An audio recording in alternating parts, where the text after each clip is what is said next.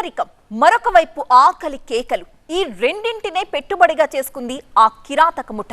కన్న పేగు బంధానికి అక్షరాల 3 లక్షల రూపాయల వెల కట్టి అభం శుభం తెలియని పసికందుల్ని సంతలో సరుకుల అమ్మకానికి పెట్టేసింది. అహ్మదాబాద్ లేబర్ క్యాంప్ నుంచి హైదరాబాద్ దాకా సాగుతున్న దందాని మాదాపూర్ పోలీసులు బట్టబయలు చేశారు. ఈ కేసులో సృష్టి కేసుతో సంబంధాలు వెలుగులోకి వస్తున్నాయి. సృష్టి కేసులో బెయిల్ పై వచ్చి చిన్నారుల్ని విక్రయిస్తున్నారా? పోలీసులు అసలు దీని గురించి ఏం చెప్తున్నారు? అభం శుభం తెలియని పసికందులను సంతలో సరుకుల్లా మార్చేసింది ఒక కిరాతక ముఠ.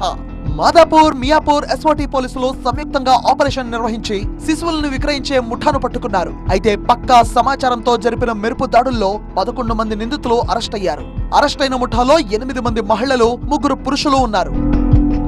నిందితుల నుంచి 2 శిశువులను స్వాధీనం చేసుకున్నామని డీసీపీ రిత్రాజ్ అన్నారు.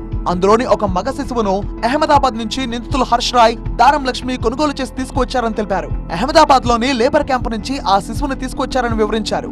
సిద్దిపేట నుంచి మరో మగ శిశువును కొనుగోలు చేసి తీసుకువచ్చారని డీసీపీ రిత్రాజ్ అన్నారు. ఆ శిశువు తల్లిదండ్రులను కూడా గుర్తించామని తెలిపారు.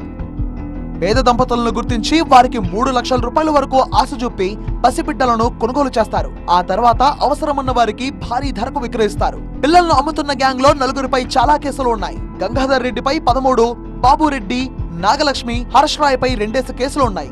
ఈ ముఠా సభ్యుడు గంగాధర్ రెడ్డి వీర్యదాత.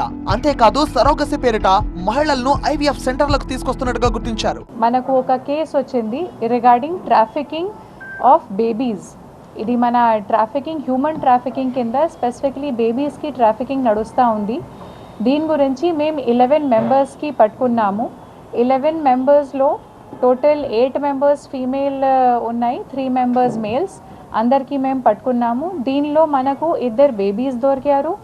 ఒక బేబీ గుజరాత్ నుంచి, అహ్మదాబాద్ నుంచి వాళ్ళు తీసుకున్నారు.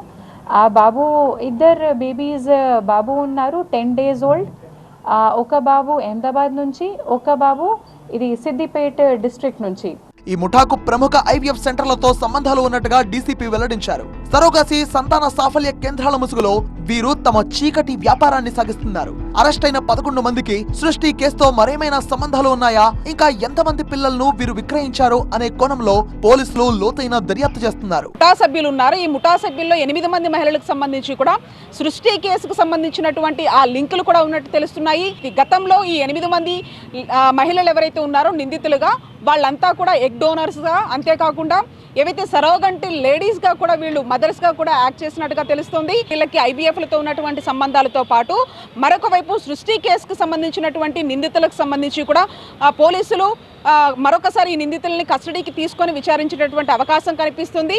మరొక వైపు ఎవరైతే ఈ హర్ష్ రాయ్ ఆ కేసు, సృష్టి కేసుకు సంబంధించి కీలకంగా వ్యవహరించారు కాబట్టి వీళ్ళకు ఉన్నటువంటి పరిచయాల మీద కూడా ఒకవైపు పోలీసులు ఫోకస్ పెట్టేటటువంటి ఆ పరిస్థితులు కనిపిస్తూ ఉన్నాయి.